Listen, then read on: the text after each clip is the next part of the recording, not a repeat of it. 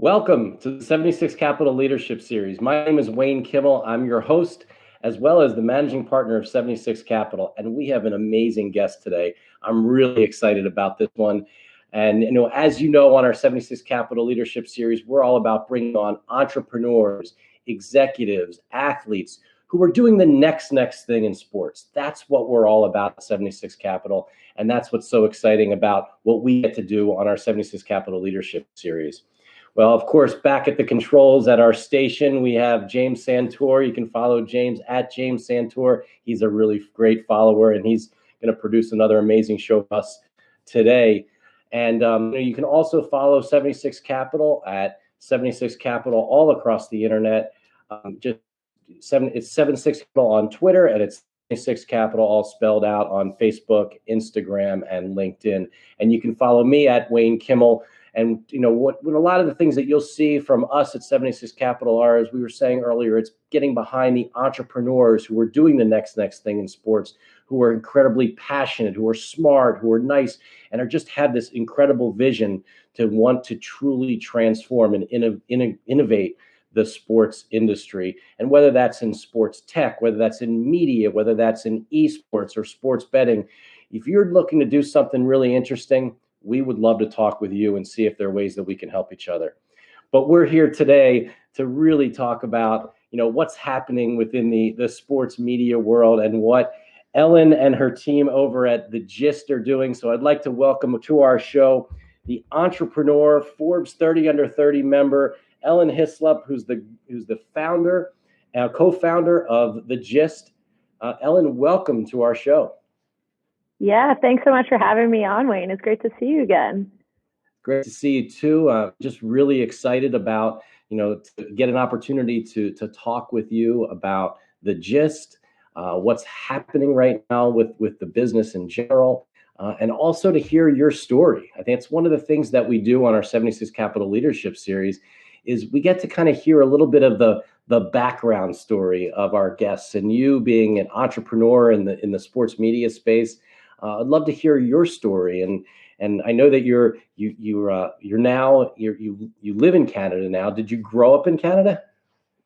Yes, so I grew up in Canada in a very, very small town that's probably not even worth saying the name because most people, even in Canada, don't know where it is. But I grew up in a very small town outside of Hamilton, about 2,000 people, and so really there wasn't too much to do outside of playing sports and hanging out with your friends outside as much as possible. Well, tell us a little bit about that. So, growing up playing sports, what kind of sports did you like to play? Yeah, I absolutely loved, to be honest, playing all sports. Anything that I could get my hands on, I would play. I was definitely a tomboy growing up. Definitely was obsessed with watching sports as well. That's literally all I did with my dad. I would say my number one love in terms of sports is soccer. I still play soccer today. It's something that is very close to my heart, but I was also a figure skater growing up. I was a competitive figure skater, played some basketball as well at a club level, and also badminton as like a little side thing that I would play mostly through high school. But I would say figure skating and soccer were my true kind of competitive loves. That's great. And then where did you go to college? I went to school so we call it university in Canada. So I went to university at Queen's. And so Queen's is in Kingston, Ontario. I took business as my undergrad. Definitely coming out of high school, I was up in the air as to whether or not I wanted to go the journalism route and really go straight into sports media, become a broadcaster, get into writing, all that type of thing. But I was also very much interested in economics and math and finance and marketing. And so I opted to go into the business route and get my undergrad in commerce instead. And looking back, I'm really happy that it went that way because I'm able to have a really great business foundation and understand all of that type of stuff. But now, obviously, through the Gist, it's been really great to get back to the creative and content side of things that had to kind of be a hobby, I guess you could say, throughout my undergrad as opposed to a main focal point. Well, and also, during your, as you were growing up in university, were there specific teams that you like to follow? Who are some of your favorite teams? Yes. Well, I am Canadian, so obviously the NHL is a huge thing for us. The Toronto Maple Leafs, diehard Toronto Maple Leafs fan, grew up going to at least one game every single year with my dad. We'd drive up to Toronto, go to a game, go to the Hockey Hall of Fame, and then go to Wayne Gretzky's restaurant. It was a thing that we literally did until tickets just got so stupid expensive and corporate in Toronto. So the Leafs are always my number one. I would say I'm also a big Tom Brady gal, and growing up, it was the Patriots. I can't say I cheered for them that much this year because I'm not the biggest Cam Newton fan, and I am finding myself cheering for Brady again. So I'd say Brady was huge for me as well, and the Patriots growing up were really big for me too. So those would be, I would say, my two key teams. And my favorite sports to watch are definitely hockey and football. Well, I've certainly heard you talk about the Maple Leafs on your podcast, and we'll get into that. And Tom Yeah. Brady. I mean, your latest podcast, I saw you were talking about Aaron Rodgers, and they Yes. face each other, right, this weekend. Yes, I know. I'm excited to see that NFC Championship. It's the oldest combined age ever in an NFC Championship this Sunday. So that's going to be super interesting to see who comes out on top in that. Absolutely. So then, after university, is that when did you immediately start the Gist, or what were some of the things that you did after university?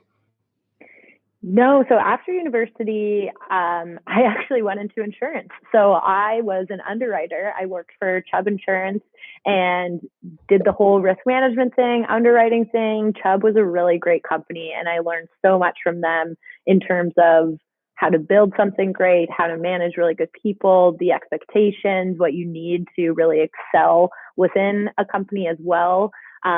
So I worked at Chubb for about 3.5 years after school before fully committing to the GIST and starting the GIST with my co-founders, JC and Roslyn. What was great about undergrad, though, is that I did meet JC and Roslyn. We all took the same program at Queen's University in our undergrad and continued to be friends after school. And that's kind of how the GIST came to be, was because we were able to maintain that relationship after we all moved to Toronto after graduating. Well, let's talk about that when the three of you kind of came together to create the Gist. I mean, what was your sort of inspiration, and what kind of led you to create the business? Yeah, so we really created the business and stumbled onto the business idea really organically based off of a problem that we had noticed. And so it was one night in 2017. I remember I'd actually just torn my ACL playing soccer. And so normally I would play soccer with Roslyn. I'd be hanging out with JC doing other things, but I couldn't walk. So we decided to have some takeout and some white wine at Roslyn's place one night because, as you do, especially when you can't walk, and do some other fun things. And as a very avid sports fan, as we were catching up, I started kind of going off about how excited I was about the Toronto Maple Leafs that year. And back in 2017, it was supposed to be a rebuild year, but we were able to get Austin Matthews on the team. He was playing really well, and it looked like we were going to make the playoffs based off of the game that they had won the night before. And as I was chatting with JC and Roslyn, both of them were super engaged in the conversation. They were asking questions. They felt like they could speak with me as opposed to being spoken to or at in terms of sports.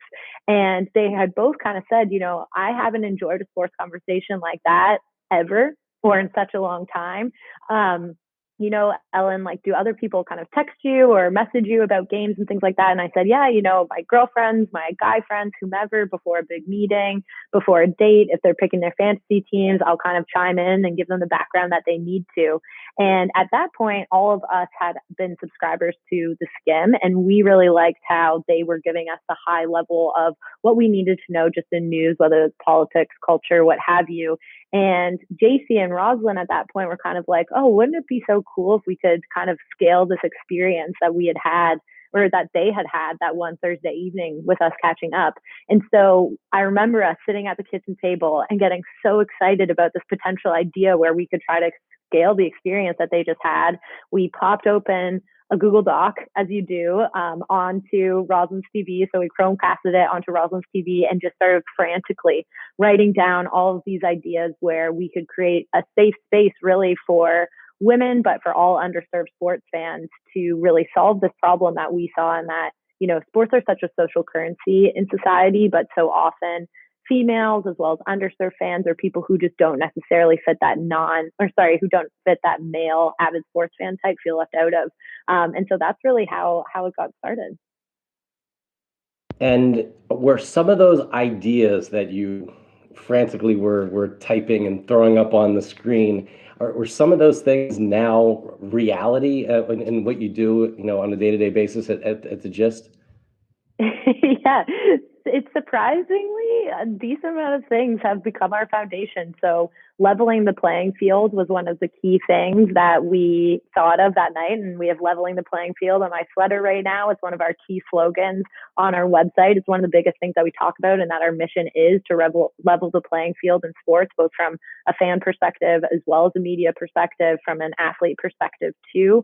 And the newsletter was really the key thing that we were talking about that night. And so the newsletter has definitely become the foundation of our business. And it's the way that we're growing our business the fastest, the way that we're interacting with our Gisters and our community, and the way that we're able to get and create really great content out there. Well, I love how you call your fans, subscribers, the Gisters. Yeah. Is that one of the things that you came up with, or was JC or Rosalind who kind of started calling that? I'm not really sure what happened. I kind of came up with the name one night. I just woke up at 4 a.m. and wrote something in my phone, and it was the Gist. And then we were like, oh yeah, that's cool, that works. I don't know how Gister came into be. I could not tell you. Well, I'm really excited to have you on our show. It's great to have Ellen Hyslop, on our show. She's the co-founder of the Gist. She's a Toronto Maple Leafs fan. She's, we haven't gotten into, you said you were a New England Patriots fan, more Tom Brady. You're a Forbes 30 under 30 member, and just really excited to have you on our show to talk about what you're doing at the Gist. And it's awesome to have leaders like you on our 76 Capital Leadership Series, and what you're doing for women in sports, breaking it all down, presenting it in a way that is relatable. And I think that's one of the really unique things, as you said, not being talked at. And I think that's something that whether it's for women or just for anybody in the world today, to really be able to have a civil, nice conversation that's enjoyable for others, is something that I hope that we all can aspire to and do some really good things in the world today. Absolutely. No, thanks so much. Yeah, and so tell us about you're talking about the newsletter, and how, share with some people who may not have ever received a newsletter or seen it. What comes in if you subscribe to the Gist, what do you get? Yeah, so the Gist is a free 3 times weekly newsletter that truly gives you the gist of what's up in the sports world in less than 5 minutes. It is delivered to you every Sunday, Monday, as well as Thursday, and it's completely written by women. Our entire content team is women, especially on the newsletter side, writers, editors, producers. And really the idea is that you can get all of the information that you need and none of the information that you don't within 5 minutes. So whether you're a super avid sports fan and you don't have time to watch all the games, or you don't have time to watch an hour of Sports Center in the morning, if you're relatively new to sports, you can get everything that you need. We give you all of the background, we give you all of the context and the curation. Or if you're somewhere in between, it's really perfect for everyone. The biggest thing for us is keeping it 5 minutes, giving people the context that they need, giving the curation that they need, and as I mentioned beforehand, keeping it really conversational and fun. That's great. And you've been fortunate, and so far I've noticed you have some incredible partners, whether it's Comcast and Techstars and Facebook and MLSE. I mean, like you guys, it's really been great to see that. How did you do that? And kind of maybe take our audience behind the curtains, basically. Like, you had this idea, you created it, and then how did you start working with some of the biggest names in sports and media? Yeah, it's been pretty fun and pretty cool to see the evolution, especially when you speak about it that way, Wayne. So thanks for bringing that up. So after we had kind of had that one Thursday night where we came up with the idea for the gist, JC, Roslyn, and I kind of started side hustling off of our day jobs. JC and Roslyn were also working in financial services, thinking about setting up our website. What would the newsletter look like? Beta testing our newsletter, working with different types of partners, getting all of our operations set up. And we created a soft launch of the gist in December 2017, where it was just in Toronto. We had this massive party where I think like 500 people ended up coming. Everyone had to subscribe in order to come to the party. So it was great to get a huge amount of subscribers right off the top. And then we started seeing the list grow organically. We weren't spending any money on the list, but we were able to grow our following really rapidly. We were getting some awesome feedback. We were recognizing that partners, even though we had a relatively small list at that point, were very interested in our audience because they felt like either male or female, there was no necessarily a great way to get in front of a different type of sports fan. There was only one type of sports fan that they could get in front of from traditional sports media. And we were giving them a pathway to authentically engage with female fans as well as underserved fans in a really authentic way. And so that's when we started to see some really great traction from a local level. And actually, one of our gisters emailed us one day. She went to Ryerson University, which is a really great school for sports as well as media. And she had emailed us saying, hey, Facebook is doing this really cool thing with the DMZ, which is the #1 university-based incubator in the world, where they're selecting 5 teams across Canada to take part in what's called the Facebook Journalism Project. And each of those teams walks away with $100,000 of non-diluted funding, $50,000 in Facebook ad credits, and over 6 months of free office space as well as mentors. And we looked at that and said, okay, this looks like the perfect opportunity for us, but we were still side hustling. So we said, okay, we're going to give it our all on this application, built out a massive deck, luckily got chosen as the top 10, did kind of the Shark Tank pitch in front of a bunch of judges and mentors, and were selected into the top 5. And with that, we had said to the people who we were pitching to, but also to each other, if we get into this, we're quitting our jobs because this is an opportunity, especially with non-dilutive funding, all of this Facebook ads, etc. We're quitting. And so that was really the start of how we got into everything. And I would say that Facebook and the DMZ, from the Canadian perspective, opened up a lot of doors for us. That's incredible. That's amazing. So that you quit your job, you dive in, and it must have been a little scary. You probably had some people also told you that you were a little crazy when you did that, huh? Yeah, a lot of people, especially, I mean, coming from insurance, everyone is risk averse. They're like, what are you doing? Why are you doing this? Why are you starting your own thing? But at the same time, they also knew how passionate I was about sports, how passionate we all were about leveling the playing field in sports, and how there was this alarming white space in sports. Like the business model that we had set up, even though we hadn't fully proven it, it made sense. And the problem that we were solving made sense because so many people were feeling the same problems that we were. And so that's what we really took comfort in, I guess you could say. And I would say, Wayne, at the top, like no one really has any clue what they're doing. Everyone's just learning and trying as hard as they can. But what was really great about the DMZ as well as Facebook is they brought in some really senior mentors to kind of help us set our foundation, set everything up, put us through what it looks like to actually create an MVP, do the full lean startup thing. And so once we got our feet underneath us within that program, it took us about, I'd say, 6 to 8 months to really get moving and grooving. And that's when we started making some really great headway in Canada before being able to expand to the US. Yeah, and I've noticed, like you have on Twitter, so there's the Gist USA, you have the Gist Canada. Do you segment your subscribers and viewers and how do you do that, or is now just everything is all one? Yeah, no.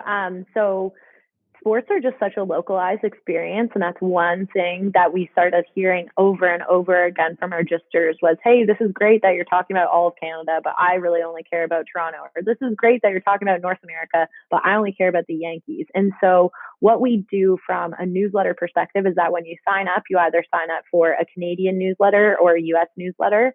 And on both sides, we also have some city-specific newsletters as well. So you could subscribe to Toronto or Ottawa, or on the US side, we have 8 other cities from Philly, for example, all the way to LA, Seattle, Dallas. And what happens is you get the same content that you would receive on the US newsletter, but then you also have a really great section that's completely dedicated to Philadelphia, so that we're able to really curate our content to what people are looking for. And we have some great kind of back end operations and coding. And we found that this curation of your content is a great way to keep our audience engaged. We have double the industry average open rate and click-through rate, as well as, 98% retention annually. So it's really great to see that how that content is doing well from a local perspective. On our socials, as you mentioned, we just keep it Canada and US because the cities, we think, is just a little bit too granular on the social side of things. It's really great. It's awesome to have you, Ellen, on our show. It's Ellen Hyslop, on our 76 Capital Leadership Series. She's the co-founder of The Gist, and just really, really amazing to see what you've been able to do. I mean, I love reading it. The Gist creates sports content and experiences that are by women and for women. And in the world that we're in today, we're taping this show today, the day after the inauguration of Vice President Biden and Vice President Harris, and you have the first woman Vice President of the United States of America. It's pretty incredible what is happening here in the U.S. today. You are inspiring and empowering women in and around sports, and I think that's amazing. And is that part of the overall mission behind The Gist? Yeah, I think our overall mission is to level the playing field in sports, but really our vision is to be the go-to source for sports for all underserved sports fans. So while we're a female-founded business, our entire team is made up of women, which is really cool. And I would say our target market is definitely women. We want to be there for everyone who has ever felt maybe a little bit left out of the sports industry, or who just wants a different voice, a refreshing perspective, something different in sports, or who doesn't consume media in the same way that they used to and wants to consume it in a really different and refreshing way. A big thing for us, though, Wayne, is that too, when we're talking about sports, it's really great that we have this female team, but we're also promoting women's sports as much as possible and putting men's and women's sports on the same page. So we purposely didn't say The Gist is only about women's sports, because we recognize that as women, my identity is as much tied to cheering for Kia Nurse on the New York Liberty as much as it's tied to cheering for Austin Matthews on the Toronto Maple Leafs. And so in our newsletter, you can, in the same breath, get all of the news that you need to about the NFL and the NFC championships, but then you can also learn about the U.S. women's national team playing Colombia tomorrow night. So it's really important to us to put men's and women's sports on that level playing field. That makes a lot of sense, and I think it's a really smart move on your behalf to do that. But also I think it's really been interesting as I consume your content and see what you're putting out there. It's also very it's fun. It's easily consumable, right? And some of the some of the stories are fun, and when you talk about whether it's on field, off the field. Have there been any stories that are some of your favorites, I guess, that you can share with us that have been maybe the most fun stories, or things that just you've really enjoyed covering?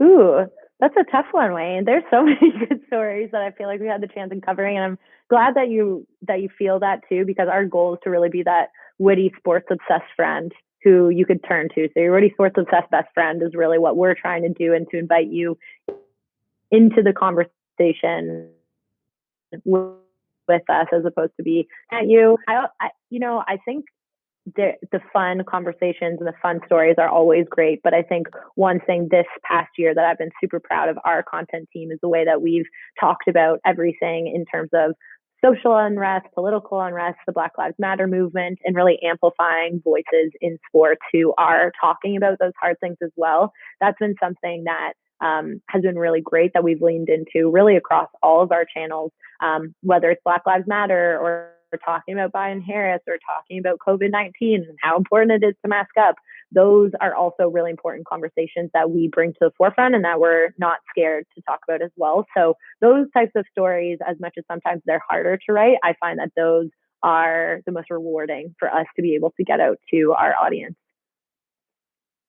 Well, I think you talk about masking up, and I think it was one of your podcasts on the Gist of It pod, and you're talking about it. You do that with Stephanie, right? And Yes, tell us yes. about Stephanie before we get into that. Yeah, so Steph is one of my best friends from growing up. So she also grew up in this super small town. We met when we were, I think, in grade 4. So we go way back. And when we were thinking about launching a podcast, we kind of had a short list of people that we wanted to try out hosting with. So before we launch any products, we always do a beta test with a small amount of our gisters who tend to be the most engaged so that we can get some really great and honest feedback from them, and so that they feel really a part of the product as well and the product roadmap. So we tested 5 to 6 different hosts with me to see who they kind of like the most and also who we jived with the most. And of course, when you have the type of history back in grade 4 where we've been friends, for over 18 years now, that's hard to compete with. And so what I love about Steph is, obviously she's one of my best friends, but she brings a different perspective to sport. So I would say that she is a little bit closer to our gisters in terms of her level of fandom and her level of knowledge in sports. So she asks some really great questions about sports that sometimes people in the industry would just take for granted. But she also has her master's in gender studies. And so that's really cool because she's able to speak to so many different things that women experience in sports, whether that's on the media side of things, whether that's as female athletes, whether it's the intersection of sports and gender, race, what have you. She's so well educated on that front. And so I think that she's a really great addition to our team and complements me really well. Yeah, I mean, there was one episode of you and Steph were talking about masking. I recall, and the fact that all of a sudden that players in the NFL needed to start wearing masks on the sidelines, and it was just great to hear your banter back and forth about that. Yeah, and some people not wearing their mask properly is I think what we were talking about and laughing at Bill Belichick and like whatever he does with his mask always, or Andy Reid and his glasses fogging up all the time. So we try to make it entertaining as well while putting through the point, mask up, be smart, be safe. Yeah, it's really it's very interesting and how you're able to intertwine those kinds of issues and things into your conversations. I mean, when you think about the business itself and where do you want to take it in the future, you have some sort of hopes and dreams that where you want to go with the Gist in the future? Yeah, there's a lot that we want to do. We still feel, as much as we've seen a lot of success over the last couple of years, that there's so much for us to be able to do. So we're really scratching the surface. And again, as I kind of mentioned before, we want to be the go-to source for sports for underserved fans. And we think that there's a lot of opportunity here. So right now we're working with our base newsletter. We're also looking at our podcast and we have our socials, but we think that there's a lot of room to expand into different verticals.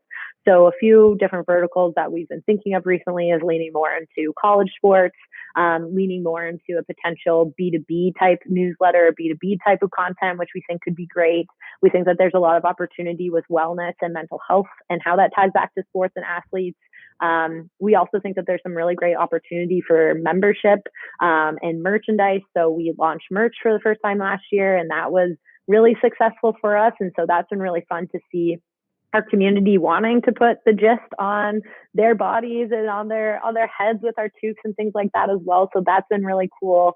And so I think that we are still just in such this learning phase, and hopefully we're always in this learning phase in terms of asking our Gisters what they want, predicting their future needs, thinking about where the sports industry is headed, what we're seeing in sports media, what we're seeing from athletes, what we're seeing from socials and how things are changing. I mean, TikTok, when we first started, definitely wasn't a thing. And now that could be a really huge and great opportunity for us. And then also Wayne, on the other side is how we're making money and our revenue. And we've been able to bring on some really great partners who do want to connect with a different fan base and who are really looking to connect with a female founded business and be associated with us, but who are also looking to connect with a different type of audience who they in the past have had a really hard time authentically getting in front of.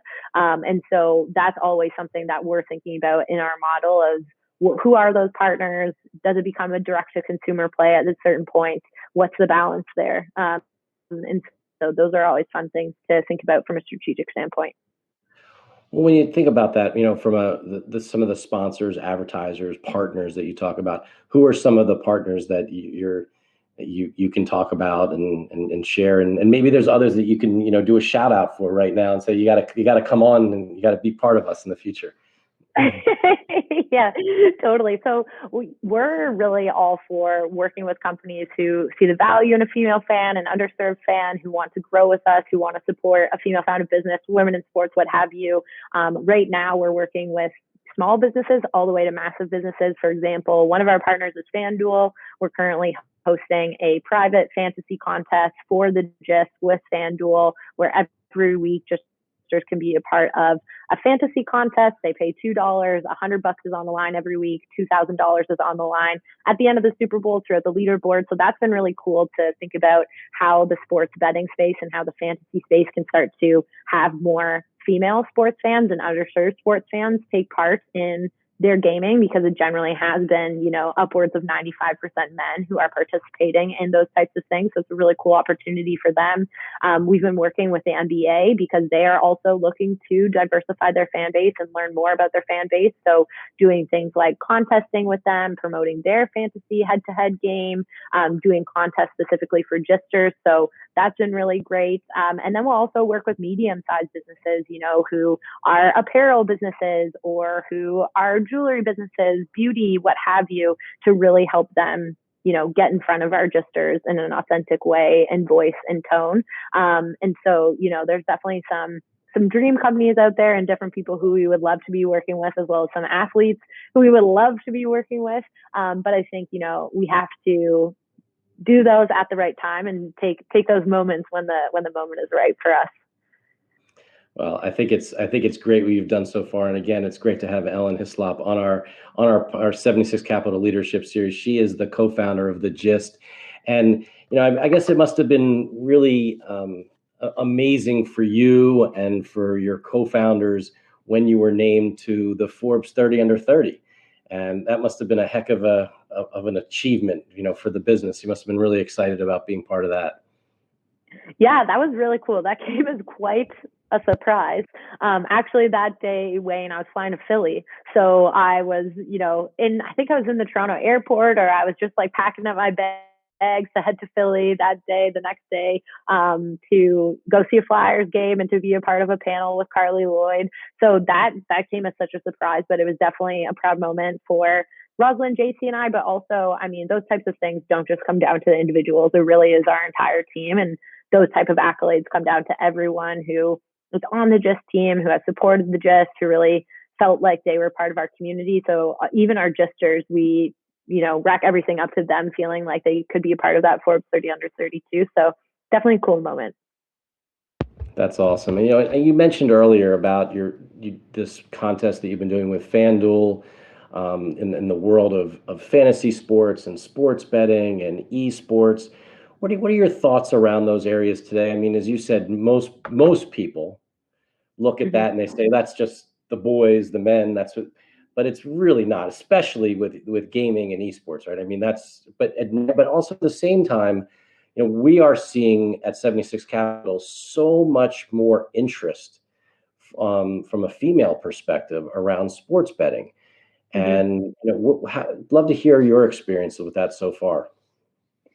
Yeah, you know what, Wayne? I think it all comes down to accessibility and comfort as well, and feeling like there is a safe space to play for the first time. And so, while some women have maybe grown up playing in a pool or in a pick'em or what have you, I grew up literally since I was 6 years old playing in my dad's corporate weekly NFL pool. And I remember calling in, being like, "Hey, these are my picks this week," and getting so excited about that. And so that made me more comfortable in the future to be part of those things.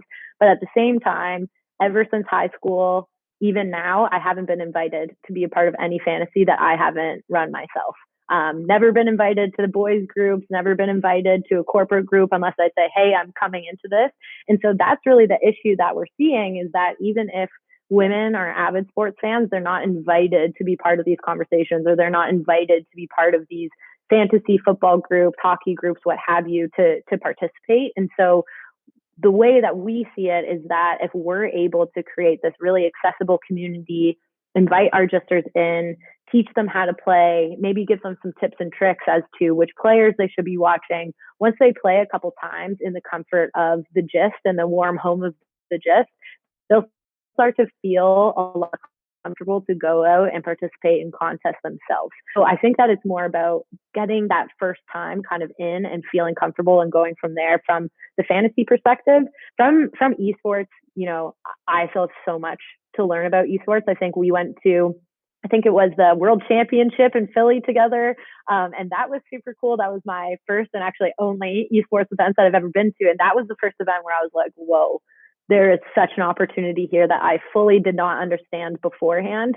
For us, I'm not sure how or where esports fits in. We will definitely be looking at it, and we're always looking at it, but we would need to hire, you know, an esports expert to know, okay, this is how we can actually get into and break barriers in esports in the same way that we're doing it with traditional sports.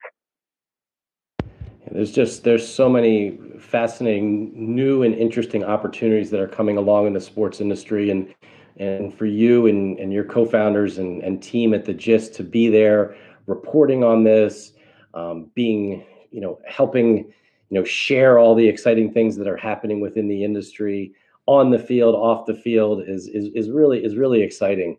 I think about, you talked about, some athletes and other, people that you potentially would want to have involved in the future. I mean, have there been any stories that I see, like, you're one of your latest podcasts, you talk about Aaron Rodgers, you mentioned Tom Brady before. Are there other athletes that you really enjoy covering, that you think are really special? Yeah.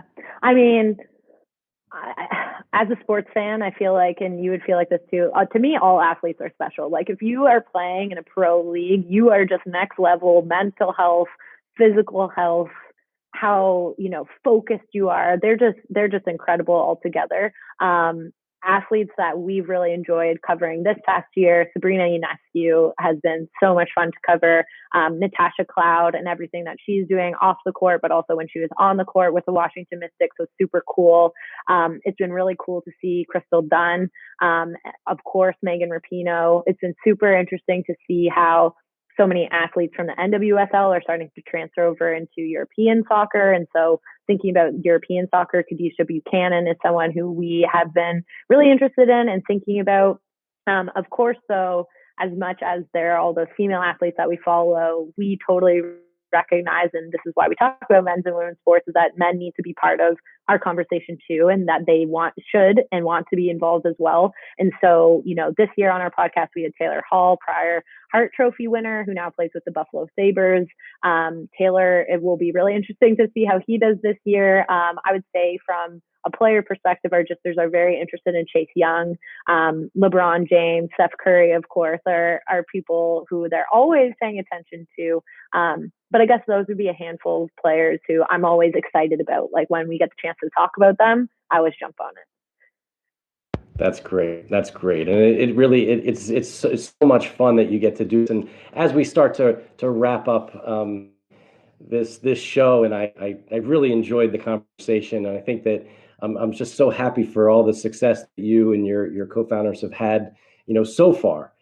Has there been an individual or a mentor or somebody that has really helped you and your team lead the business, or you've looked up to, that have some of their ideas and thoughts have helped you really Mhm. move things forward for you and your team at the Gist? Mhm. You know what? It's hard to necessarily like call out one person because there's been so many people that have come at the right time of different stages of our business. For example, like those mentors at the beginning in Facebook, they bet on us and they bet on us being big and hopefully getting big one day. And so those mentors at the beginning are different from our mentors now and who we're looking to now. Um, we've found that, you know, prior and current entrepreneurs are people who totally get it. They've been through it. They've been through raising. They know how to grow a team, empower a team, what have you. One of our key mentors is Matty Crowell. He is the founder of Get in the Loop, which is out of Canada on the West Coast in BC. And he, from start to finish, from the first round that we raised all the way to now, has just been someone that we can always call and say, hey, what's up? What do you think about this? We haven't tried this beforehand. Or, you know, we have XYZ issue, or do you want to partner on this together? So that's been really great. And then, you know, also looking at folks within the sports industry who always have our backs, who are, you know, thinking about the Gist as much as possible. So there's been some really great people at TSN. There's been some, of course, some really great people at NBC and Techstars after we did that program in Philadelphia with them. And so there's just so many people who I think have been a key part of this. Well, that's amazing. And again, we want to wish you and your team so much luck. And, look, 2021 is going to be a fascinating year. I mean, it looks like in Canada, you're going to have, past, sports betting, which again will give you more Yeah. content and more opportunity to share, that world with your audience. And I think that'll be really exciting. And, again, happy to help you. Look, we have, as we talked about earlier, James is back in Philly at the station, and he's a real esports guy. He knows a lot about that world and has a lot of relationships there. So that's something that certainly, as do all of us at 76 Capital. So we're happy to help there, and whatever we can do to help, we're here. And it's been a real pleasure to check in with you. Happy to hear that things are going well with you and your team, and it's exciting. Look, we're coming up to Super Bowl now, and there's going to be some really exciting, stories and things that are happening there. And look, this is a time here in the United States now, as we mentioned earlier, where we have some of the most powerful positions in our country. We have very, very strong women, and so it's exciting to do this, and hopefully we can all help you level the playing field across everything and make this world a better place. And that's what it's all about. And that's one of the reasons why we do this, our 76 Capital Leadership Series. And again, it's been great having you on our show. So Ellen, thank you, and wish you the best of luck. Thanks so much, Wayne. Really appreciate it. All right, thank you. And again, thank you for everybody tuning in to our 76 Capital Leadership Series. This has been a great show, and thanks again for listening and staying with us.